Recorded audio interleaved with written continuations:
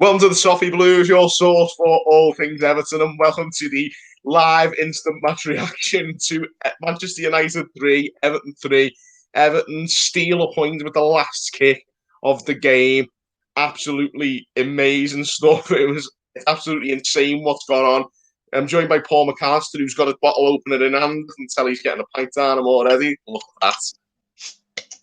I'm sticking to something slightly less strong with my water bottle, but nonetheless, how do you contemplate that? Look at that. Oh, cheers, lads. It's like one of them. It's like that Django meme, isn't it? He's like, we've just absolutely shit housed the draw there, by the way. Oh, one of them, Good, because they, back in March, mate, that was the last game I went to. Back in March, mate, they got a draw out of a game they had no right getting a draw out of because the officials took our winner goal off us. Calvert-Lewin's winning goal off us, and he's just got that goal back, and he's got us our point back. So I don't care about any cry-arsing they want to do. Screw them. It is. It's a proper, like, we need that Django meme right now with Carlo. But honestly, I love this one. Ryan, straight in the comments here. DCL, the 3 best letters in the alphabet. Oh my God. I'm going to confess, I didn't see it. Is you turned off already? No, I hadn't turned off. I was watching it on my Sky Go in this room that I'm in, and I thought, forget this. Like, it's 20 seconds left. The ball's down our end. All we're going to do is lash it upfield and watch it get out of the way. I think it was when Dean crossed it in and Sigurdsson lost out, and I thought, no, forget this. I'll go get me beers that are in the fridge downstairs and get set up for the stream with James. And as I was walking back upstairs, I could hear shouting on the TV, and I thought, that's not full time. That doesn't sound like full time. I could hear, like, what's he called, the commentator who was on Gary Neville. I could hear Rob Hawthorne say, with the last kick of the game, and I've sprinted upstairs thinking that's a goal. That must be a goal. And I walked in and I literally saw Carlo Ancelotti doing this. Telling Duncan Ferguson to calm down. And I looked at it, was like, it's 3-3, and I just stood there transfixed. I didn't shout, I just stood there like. I mean, I'm not going to lie. After the Manchester United game that you just mentioned from last season, I was waiting for the VAR to take it off us. I had that fear, yeah, because I could see the replay. And all the Man United players with try-arson, weren't they? Yeah, thinking they're going to look at this for an handball or something. But when I think it was on the third angle that they showed the replay and it clearly came off his chest, that's when I just let it all out. I was like, yes, have a bit of that. Because it didn't start great, the game. First half was a shambles. First 15 minutes of the second half, we were electric. Honestly, it's the best I've probably ever seen us play under Ancelotti, that first 15 minutes when we got the 2 goals back. And then our levels dropped off again, but we were still in the game. I think their third goal, the one that McTominay. Yeah, Olsen was at fault for that. Olsen was at fault for that, but I felt like it was kind of undeserved. I thought the whole team had done all right and had stuck in there. And sorry, on the note of refereeing, am I the only one who thought that the free kick which led to the third goal wasn't a free kick?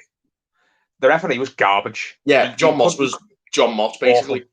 He couldn't wait to give them every 50-50. Every time that absolutely. Other than Maguire going down near the end when Richarlison, which led to the chance Richarlison missed. Other than that, every time one of their players went down and called for it, he couldn't wait to blow the whistle quick enough. He was giving them every 50-50. Also, there was another one where, like, Iwobi clearly chested and he gives on ball. Yeah, it was awful. Just what you've come to expect when you go away to Manchester United. They're going to get every decision in their favour. Especially when John Moss, the referee, is an absolute clown of a ref him. With a big belly, unfit. Very big belly. I'm sorry, I can see now United doing the typical, Sky doing their typical whenever United get a result that the fans not happy about, going to Gary Neville to give his 2 cents on it, saying, it's passionate. Was it his passionate analysis of where Gary it all went wrong or something? It'll be on YouTube. Gary Neville passionate rants where he goes mad about this, and he basically makes out like whenever United don't win, it's a crime against football. But he was getting on my nerves, Gary Neville. I don't mind him the majority of the time, but just hearing his cheerleading just made that. Yeah, did it? I loved it when we got it back to 2-2. I was like, yeah, stick that up your asses. You've been loving it, United. You've been falling over yourself to talk about how great they've been. And when they got the third goal and they went back in front, you could just hear the delight in his voice. He's a United fan anyway. You know he just loves it because Yeah, it he makes was his mate look good. absolutely silent when that came. When I don't think I heard him speak again until I think I only heard Rob Hawthorne speak until the final whistle. Then, Yeah, but that feels so sweet. That is so calmer coming back. That because of the game that happened back in March that I've spoken about, of their players acting like absolute rats in the cup game against us a couple of months ago. Getting all the 50-50s and then every bit of luck going their way, like our goalkeeper, who's been great for weeks, just having a nightmare. Our defender, Michael Keane, who's been great for well over a year. That's probably the Keane's worst game I can think of in a good while. Calvert-Lewin, until he got that goal, Calvert-Lewin just hadn't been at the races either. He missed that chance right on the half time, didn't he? So it feels so sweet, that, and I can't wait to just keep necking this in celebration. Yeah, just honest to God, really is though. It's one of them. It's the kind of result we don't often get against top 6 teams in the last minute. No, it's not, but it's the Carlo effect, isn't it? We're changing the mentality slowly, because in the first half we just looked this like game looked gone at half time. Yeah, it was just a typical old Everton going to a traditional top away ground where we just play within ourselves and we just make it easy for the opposition. And Ancelotti is very slowly but surely changing that whole Everton, that mentality where we play like we don't deserve to be on the pitch with these teams. He's got in at half time, clearly got the air dryer out. He looked like he was absolutely losing his rag on the touchline, didn't he? And you don't often see that from him.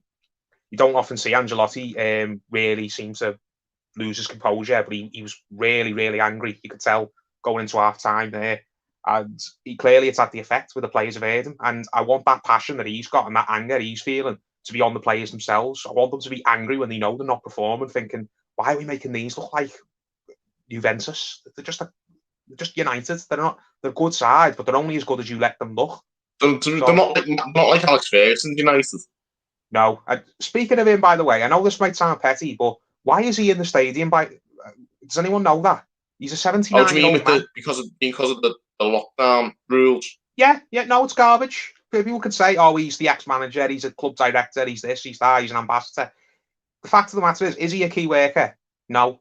Is he one of the most vulnerable people in society when he's 79? Yes. Should he be bottom of the list to go back into the stadium? Yes. I don't see why he's allowed in the stadium and all these supporters who are paying can't go. Because when people see Kenny Dalglish and Fields as well. It annoys me, and I've got no doubt that it happens at our games as well. There's probably people who get to go to Goodison because they've got connections high up at the club when they shouldn't be there. It's an issue I care about because I know people who've been affected by it, and it affects the work I do in my personal life. It annoys me because when people see stuff like that, they think it's all right for them to flout the rules, thinking, well, if he's allowed to go wherever he feels like, if he doesn't have to listen, why can't I? Terry. I don't know if Terry's spoke about this, but Terry's had to self-isolate the last couple of weeks. That's why he's not been on the channel as much. Terry couldn't leave his house, and he was bored stiff. He couldn't leave the house for any reason other than if he had to go to the hospital, which fortunately he didn't. But he was told, you have to self-isolate. You have to stay in your house. You're a danger to other people if you go outside, or you're at massive risk yourself. Why? Because if you're a celebrity or you've got high connections, are you allowed to just go whatever you feel like? It's BS. I know it's off topic, but it really annoyed me that when I saw that, thinking, why is he in the stadium? He's not there working. He's not there for any reason other than the fact that he wants an evening out. Well, so do lots of people, and they have to stay in their house and climb the walls. Exactly. I mean, it's not only once as fans more than probably to get back in the grounds. It's one of them. My last experience of an Everton game was watching us throw two late goals away against Newcastle, and there's nothing I want more than to put that right. Well, I'm just looking at I'm just seeing Corey's goal now. What a ball that was by Davis. I know I give him stick a lot, Davis, but I thought he played really well tonight. Quite well today, I thought. Carl Molyneux's actually just said that in the comments. I'll go through a few of these comments, actually, guys. Thanks for tuning in and getting involved. Tom Davis did well. Carl Molyneux said, he also said, we did our best to give United the game, but we deserved the draw. I think probably did in the grand scheme of things. We weren't great, but we did well enough to nullify them. It was only a few soft goals we give away that really undermine that. I thought Carlo got his tactics spot on. In the first half, we were so poor because the players weren't listening and weren't following the instructions, and that's why he was going crazy. We had Davis man marking Fernandez because you've got to get someone on him, because whenever he gets time to look around and affect the game, he's going to kill you. Carlo said that himself in the lead up to the cup game. He's the most dangerous player on the ball, other than maybe Pogba. So we had Davis man marking him. We flooded the midfield, so we always had, whenever they were getting on the ball, looking to dribble with it, players like Rashford and Greenwood always felt them had someone in front of them. It was just, we weren't defending the crosses from deep very well, and that's why Rashford picked out Cavani. But every time Richarlison was making a run to try and hit them on the break, he wasn't receiving it. So No, I did agree with Neville when he was saying, if I was Richarlison, he must be going absolutely mad on that side, because he keeps making run after run after run, and no one's even looking up, looking to feed him. Yeah, definitely. A few more comments we'll go through here. Jordan Jones also looked completely lost today. I don't think he did, to be honest. I think he just made a couple of boo-boos, but it's nowhere near as bad as what we've seen from Jordan Pickford. The only goal I'd throw at him is the third one. He clearly got his feet in a mess, didn't he? And should have got across and kept that out. But the Fernandez goal, that was just a Wales classic. That if that's Ronaldo who's hit that, or Messi who's hit that, nobody's having a go with the goalkeeper. They're just clapping the person who scored it. It's just because we don't like Fernandez and he's a little rat that we don't want to give him any credit. That was a Wales class. That's a Wales classic. That any player, it's that for any team. That's goal of the month usually. So I'm not going to blame him for the second one. Yeah, a few more comments here. DCL was my man of the match. Eugene McGeever says. I think many people will say that after he gave us that moment at the end. Love Carlo trying to calm Duncan down, as we say. That was a great moment as well. They're the perfect little foil, aren't they?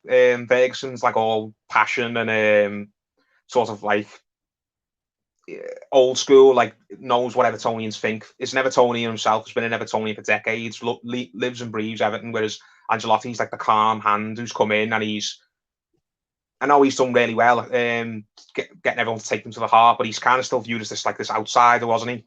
This kind of guy who's above Everton and has come in and decided, right, I'm going to bring Everton up to my level. And Ferguson's like every Evertonian, he's just there for the ride, isn't he?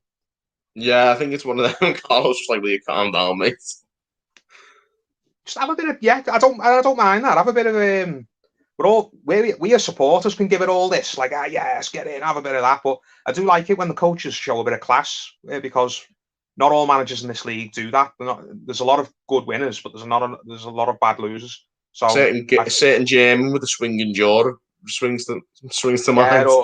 Or dropping to your knees, crying your eyes out. It's like I am. What was that all about? Oh, I can't get my head around that. Just over the top rubbish, isn't it? But I do like it when managers tend to keep their celebrations reserved. I don't like it when managers have this kind of attitude of it's all about me. I know sometimes emotions take over, and you can tell when someone has just lost their head for a couple of seconds, and then they kind of feel a bit embarrassed about it later. But there are some managers who, when their team's doing well, they can't wait to just get in front of the camera and be on the front of all the newspapers the next day, thinking, yeah, look, I'm the star of the show here. Yeah, Germans with swinging jaws spring to mind. A few more. Everton win 3-3. It feels that way, doesn't it? A few more comments coming in. Guillermo Garcia, I'm from Colombia. James, I'm happy for the point, but a little worried of the James substitution. No, I think he's trying to rest them, Guillermo, to be honest. I think we've got a lot of games and he's our best player, so we've got to protect him. We've got a very, very important cup game against Spurs coming up as well. So, I think it's one of them. We can't understate the importance of this result as well. That gives us such positive momentum going into an important cup tie. Yeah, you're absolutely spot on with that. Is the cup tie is in the week, isn't it now? Is it the next game? 10th of Feb. 10th of Feb. Yeah, if that would have been 3-2 or even worse, like it was going to look at one point at half time, it looked like it could be 3-4, 5-0. If we'd have gone into the Tottenham game off the back of a defeat, particularly a very one-sided defeat, Defeat, yeah. Yeah, I think the mood around the club would have been so bad. And even with fans not in the stadium, it definitely, the players can feel it. The attitude around the city, or at least the blue half of the city, the players can feel all under pressure. Some players rise to it thinking, right, I've got to repay the fans here. We've got to get everyone to believe that we can do this. Whereas too often in the past, we've just seen Everton take bad defeats into the next game with them, and we don't bounce back typically very well. But again, the Carlo effect seems to be taking that mentality it's happening a lot less, isn't it? Yeah, that's what I'm trying to say, basically.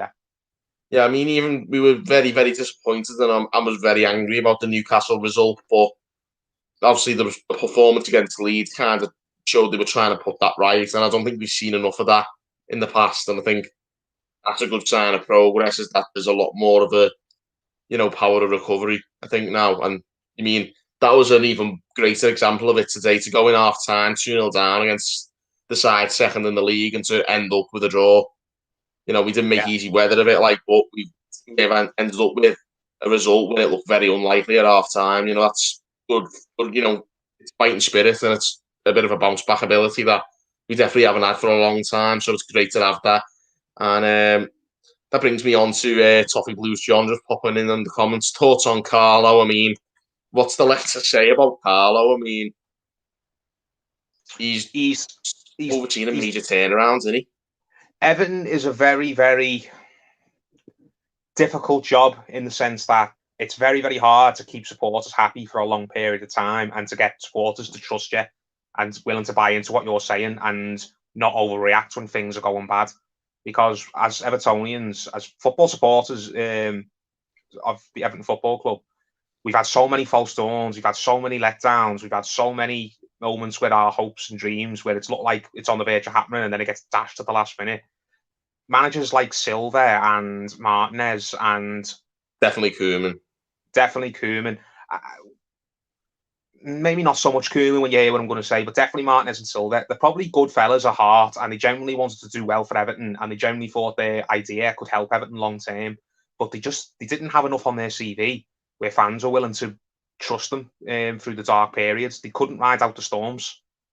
When things started going wrong, there was nothing they could say to win fans back around. If you just trust me, and if they'd have said to you, right, this bad run of form, it's going to end, we're going to turn it around, we're going to go on a good run of form, you'd look at them and think, based on what? You've never done it anywhere else. You've got nothing to back up what you're saying. I don't believe that you're this manager who can take Everton to the top because you've never done it anywhere or look capable of doing it anywhere.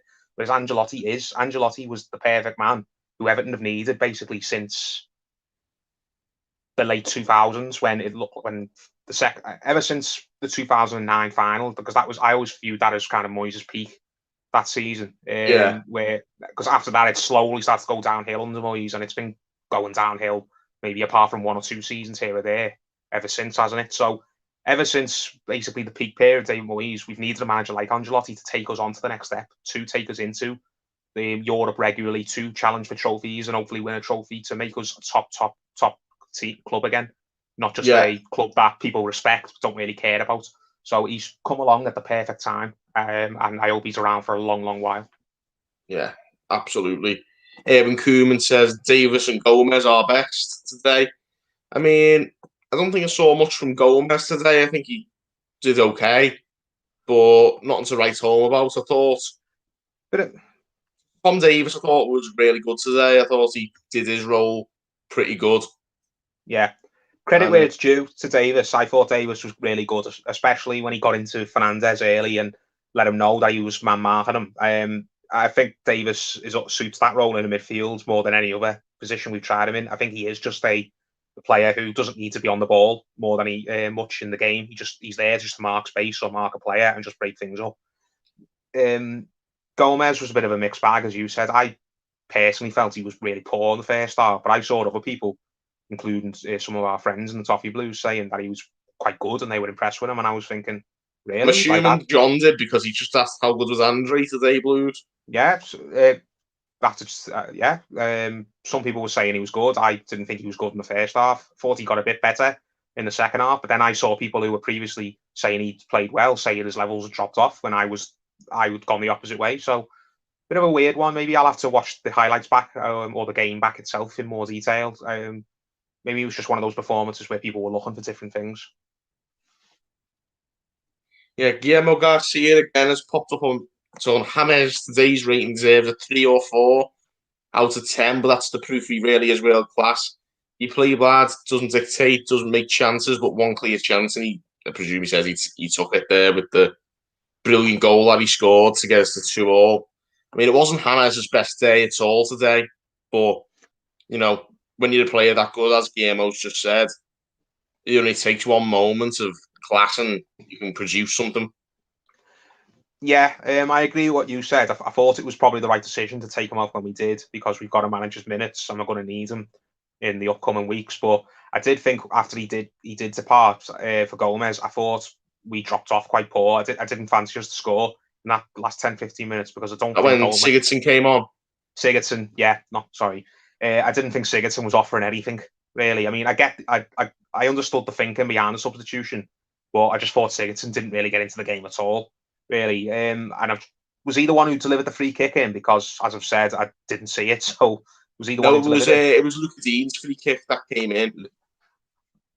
Okay, I was going to say, if Sigurdsson was the person who whipped in that free kick, then it was a good decision in the end. But Sigurdsson, I thought, was just Sigurdsson for however long he was on the pitch. He just ghosts around. He looks for the easy pass, might do the odd impressive thing, but overall, he doesn't really add much to the team.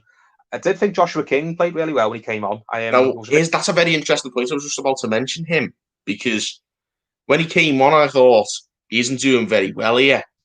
Didn't look like he was beating anyone or anything, and then he did a little trick to lay it off to Luca Dean, like towards the end, and then it was his little bit of trickery and pace that actually won us the free kick. Man United were threatening to sort of play keep ball and see the game out quite comfortably. I think we won the ball back, and Josh King done a little trick, and then I think he jabbed the ball away from Twanzebe and got taken down for a free kick. And it was that free kick, obviously, with like 30 seconds left, that gave us one more chance. He did play his part. Yeah, well, he was sent on to do something completely different to what he was asked to do against Leeds. Against Leeds, he was brought on just to basically run around and put himself about and to run the clock down, essentially. Just don't do anything silly. Whereas in this game, he was sent on to actually try and create something and make a big difference upfield. I liked the fact that he was always looking for a pass. He was always making himself available. He was coming deep to get the ball. He was looking to run with it. He was just one extra headache for those Man United defenders, and that's exactly what you want for a forward player coming off the bench late in the game to try and get you the goal. Just be a player who the defenders for the other team are just be a pain in the ass. That's as bluntly as I can put it. Just make those defenders have to work for every second to get this over the line. Don't come on and just stand around and wait for the ball to come to you. You go to the ball, and when you're on the ball, drive forward. Make those defenders work for this win that they're obviously trying to get. I think that's definitely what he's been brought in to do, and he does that a lot better than a lot of the players that we already had. One down there for Paul. Yeah, well, again, regardless of what people think of him, whether they think he's going to make any big difference while he's here, is he an upgrade on Cenk Tosun? Yes, absolutely. Undoubtedly he is. Is he a player who we're going to be stuck with long term and going to have trouble shifting? No, because he's here on a 6-month deal. So all the onus is on him to come here and do well. And if he doesn't do well while he's here, then we're free of him in the summer. If he comes in and he does do well, then we'll probably offer him maybe a 2-year deal. And that's not that long, because how old is he? 29, 30? No, he's still got enough time to make an impact. Yeah, but essentially, even if he does well enough in this 6 months that he's on now, if he gets a deal in the summer, then that deal isn't likely to be a long one anyway. He's probably only going to get a 2-year deal at the most, even if he plays well in this 6 months, is what I'm basically saying. He's not a player who's 26, 27, who we could probably end up giving a 4 or 5-year deal to, just because he plays well for a couple of months. And we're all thinking, oh, what a mistake that was to sign him in the end on a long term. If he comes in and he does well, then we're not going to give a 30-year-old a long-term future here, no matter how well he's looked in the interim. We're probably just going to keep him around to be a squad player. So, yeah, I think it was definitely he made a really good impact. I think at first it looked like he was flagging. I love where's that just come from? This Corona just. Hey, mate, I had to miss the goal to go and get that set up. Do you know what I mean? I mean, to be fair, it's a good setup. I can't complain. I wish I had a few on my shelf, but I've just got to stick to the water, it seems. But either way, I just think Josh King, he come on and he knocked. It looked like he was struggling to get into the game, but then he did that little trick towards the end to create a cross for Dean. And then, of course, he won the free kick with a little bit of trickery and a bit of guile and a bit of pace, which not many of our players would have been able to do that. And I think, that gets us the last minute free kick. Everyone gets up the pitch and we can create a problem for them, which leads to the goal. Yeah, I've just gone on Twitter to have a look now, and everyone's saying the same as you right now, saying Josh King, get him a new deal immediately just for that free kick that he won alone. There you go. Yeah, but it goes back to what we said a minute ago. If we'd have brought Tosin on, would he have probably done that? No. No chance. No chance. No chance he would have. If we'd have brought Bernard on, would he have done that? No. No. Anthony Gordon? Maybe, but it's stretched. Still less likely. Still less likely. He's come in to be an option off the bench, to be an impact player, and to be someone we can throw in maybe during a midweek game when Calvert-Lewin's needs a rest, or he's maybe out of form, or just needs to have someone up there with him to help him out and do some of the work for him. I'm happy with that business. It looks more. I'm not just saying this now because he's ended up making a great impact for us and helping us get the point here. Over the last few days, the more I think about it, the more I'm actually thinking that was a really, really good deal that we've got there, bringing Josh King in on a 6-month deal, because he's undoubted, with him in the door and with Tosin out the door, our squad is stronger, and that's all you can ask for when you come out of a transfer window. Are you stronger coming out of it than you were going into it? And the answer is undoubtedly yes. Yeah. I mean, he made a very small but very telling impact there. He wins as a free kick. I'm not sure if you said you missed it. Obviously, Robin Olsen was at fault for at least one of the goals there, but he actually caused a lot of chaos by legging it forward for that free kick. As I mentioned earlier on, I know when we've all calmed down a bit, then Olsen's performance is going to come under more scrutiny. I still think that he deserves a run in the team. If Pickford's back for the next game, I wouldn't put Pickford back in based on what we've seen tonight. The third goal was on Olsen, yes, but at the end of the day, I want to see a goal. You keep saying give a goalkeeper a run in a team. You can't just take him out the team the minute he does a mistake. You have to give him a run and see, because if that ends up being the only mistake he makes in a stretch of about 10 games, then that's fine. Do you know what I mean? It's still, his performance was poor today, but it was still a damn sight better than many of Pickford's this season. I wouldn't even go as far as say it was poor. I just think it was not at the level it was against Leeds, which was really good. Yeah, the mistake was should have done better for that McTominay goal, but he actually made a really good save from Rashford as well. Not long afterwards. He did. So it's all balances itself out, and he's not as erratic as absolutely Pickford is. So is he the long term? I still have him over Pickford any day. Yeah. So is he the long term answer? Don't know. I think you'd be very, very foolish to say yes, he is at this point, just based on that Leeds game. But you'd also be very foolish to say he's definitely not, just based on this United game. I think you just got to give a player a run, the way everyone says it. Yeah, you'd be even more foolish to put Pickford back in just because he's fit again. Yeah, because I think that sends a bad message, because Alson probably in his head will think, I played really well and against Leeds, I made one mistake and I'm out the team again.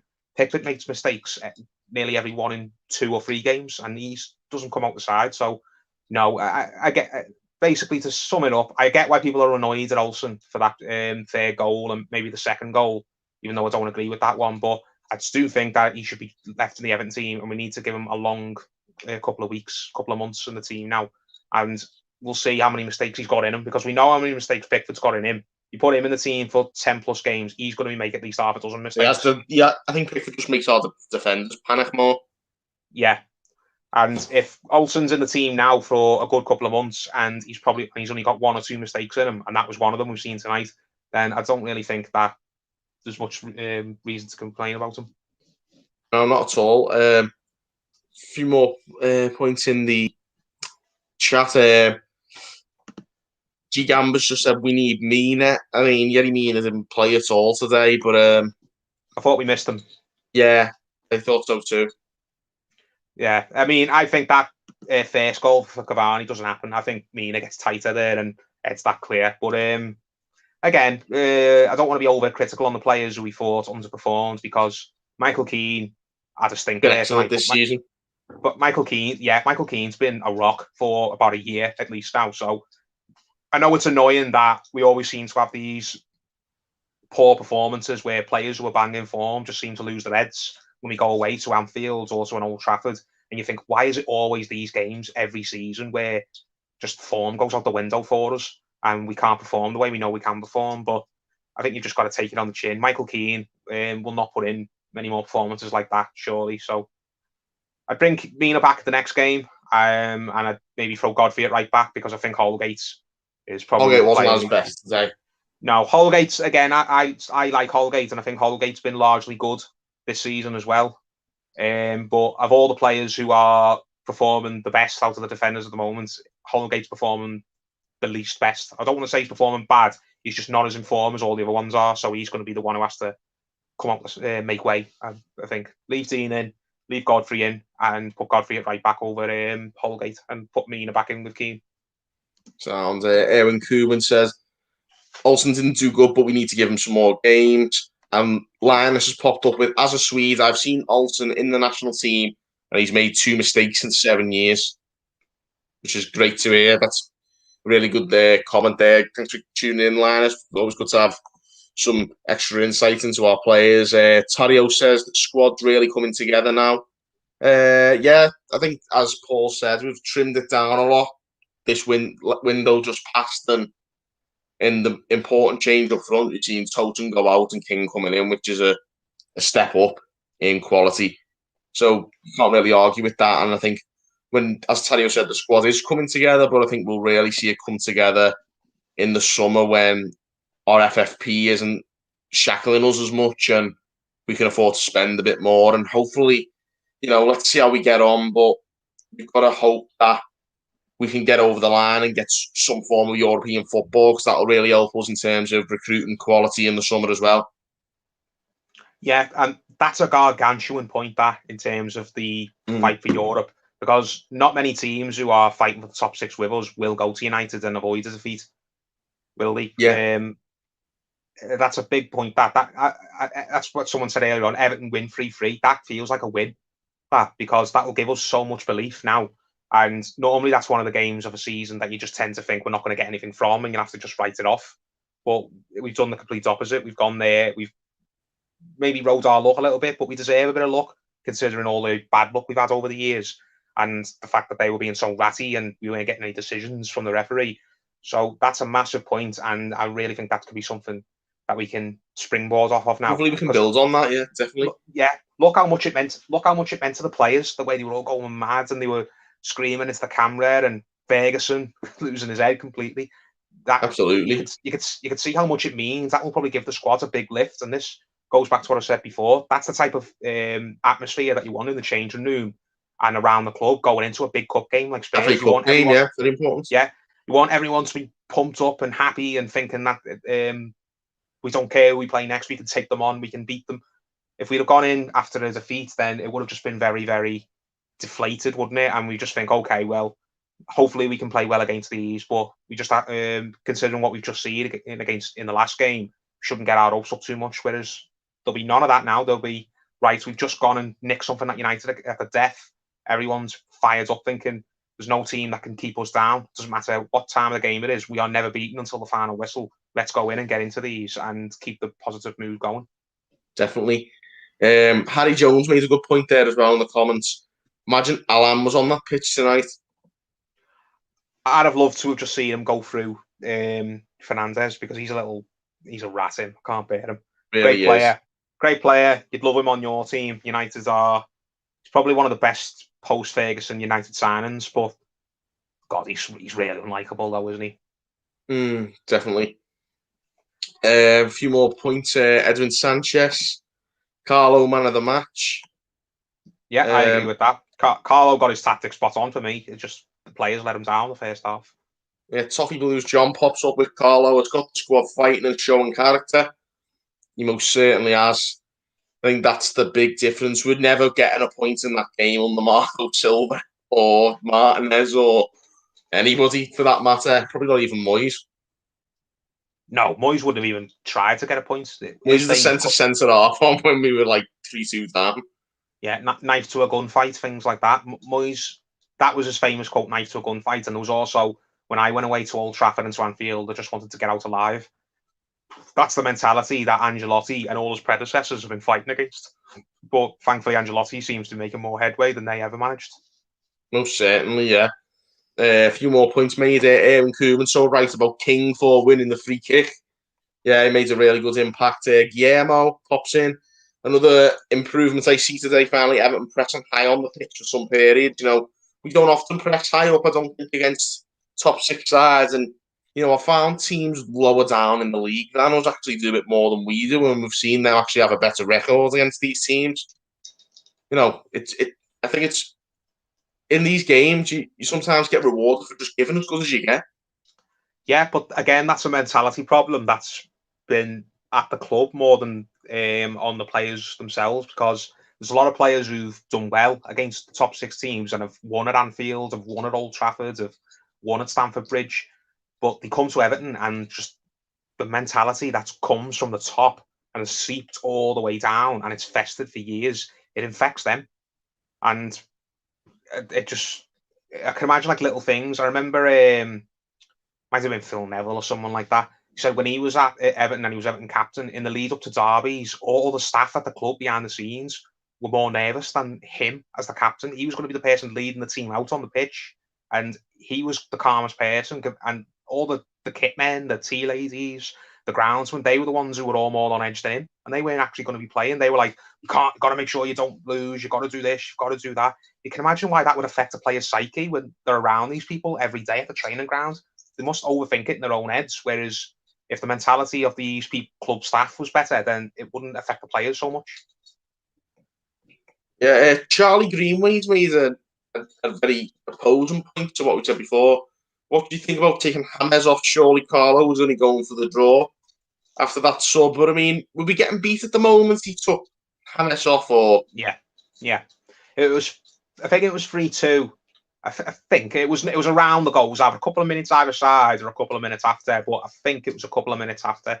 But I understood his thinking. He wants to manage his minutes, and he probably thought that James had been in the wars a little bit, because for good or for bad, he kind of been at the centre of everything we were doing, and he maybe felt that bringing Sigurdsson on, who would maybe not be as, he hasn't got the legs James has got, he wouldn't be running around as much. Maybe he'd sit deeper with it and spray passes around, would be better served. But Sigurdsson came on and basically just didn't affect the game in any tangible way. So it didn't end up being the right decision, but I understand why Carlo made it when he did.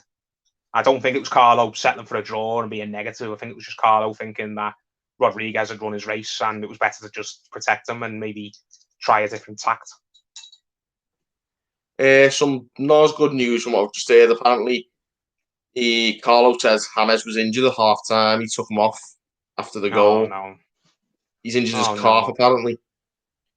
Well, fingers crossed it's not a bad one. If that's true, then I doubt we'll see him against Tottenham, and that will be a massive miss. But I'd rather we brought him off and protected him than we'd have left him on, because if he'd hurt his calf, if he'd have left him on, then he probably could have ended up doing more damage to it and probably ended up being out for even longer. So hopefully we've got him out just in time, where any problem he's got's only very, very minor, and he can be back for, if not the Tottenham game, then maybe the games after that. Because if Rodriguez is gone for 3-4 weeks or longer, like we've been missing the likes of Allen and missing the likes of Digne, I think that would really, really hurt our season. It was hurt, missing Rodriguez for a long period of time would hurt us just as badly as we've missed Digne and Allen. Whereas if we were missing the likes of, I don't know, Mina for that long, or we were missing the likes of Holgate for that long, I think we could probably cope because we've got squad depth in that position. Yeah, I understand that, but I mean, we did also miss James in December, and we managed that relatively well. I think we got like 5 wins out of 7, so it was a really good spell of form while James was missing as well. So it could work both ways. We might be able to find a way to continue some good form either way. But a few more shouts. Davis deserves some credit tonight. Last of the Corinthians says, Blue Nose Kid, Dublin. Should we rest Richie and go with Calvert-Lewin and King against Spurs? Not for me. Richie's really, really low confidence, and that chance when he went through after Calvert-Lewin nicked the ball off King, oh my God, I had in my hand because Richarlison, it wasn't in the poor run of form he's in. He takes that on his left foot. He cut in on his right foot, and that was what ultimately cost the chance for him. It let the defender get right side of him, scuff his shot, essentially. Left first time. He would have at least hit the target. You know, with the getting the form he's in, considering he easily gave us one when he pushed it out to the corner. If you get a shot on target against the Gea, then there's a good chance it's going to hit the back of the net, isn't it? So, but Richie, I'd leave him in if he's fit enough to go, because I think Richie, as soon as he gets a goal, the weight will come off his shoulders. I think you need to show faith in a player like that. If we drop him, then I think it would maybe hit him even more. It would make him think that Carlo's lost faith in him. So until Richarlison has the type of performance where you just need to drag his shirt off him, I don't think he should be coming out the side.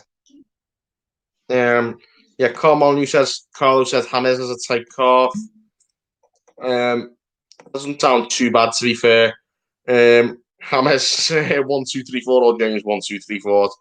It's mad that we don't know how to pronounce that name now. I mean, God knows what people are pronouncing my name on here now, but left in the 94th minute. I presume you left your living room, mate. Mikey Guire, they were begging for VAR. I'm surprised we DCL. They were begging for DCL goal, VAR, banned from Goldbridge, love the red tears. 4 minutes at a time at Old Trafford, though, when United are winning. Have you ever heard of that in your life? No, he'd struck a lot down on it.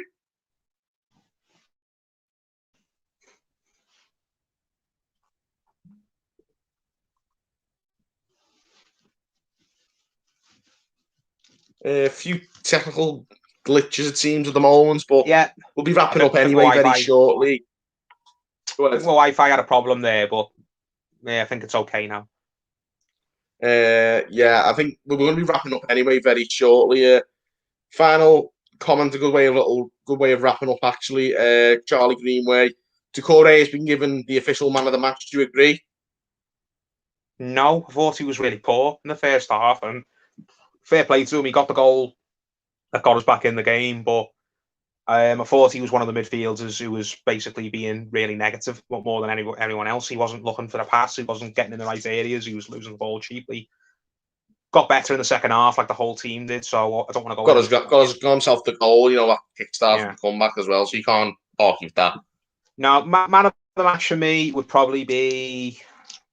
I'd give it to Dean, because I didn't stop trying. He was always forward and always looking to get the ball in the box and to link up with somebody. I'd give it to Dean.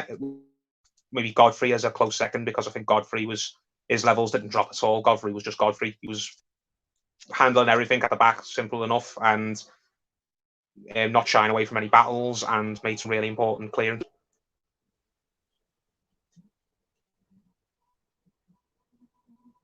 Yeah, so Paul, as you said just there, Luca Dean is Paul's man of the match. For me, I'd go for, and obviously this is a very divisive one, as it always is, but I'll give my man of the match to Tom Davies, I think. Thought he took on that role of trying to protect the back four really well. He struggled to actually get a lot of chances through the middle, so I'm really pleased. I like to see Tom Davies come in and do his job really well. Also made a really good forward run, a couple of 1-2s in the build-up, and then a great ball to Calvert-Lewin to get the goal, which kick-started the comeback. So, yeah, I'm going to give Tom Davies my man of the match. Anyway, guys, go on. Sorry, just quickly before we finish. I think we found Davies' role in the midfield now.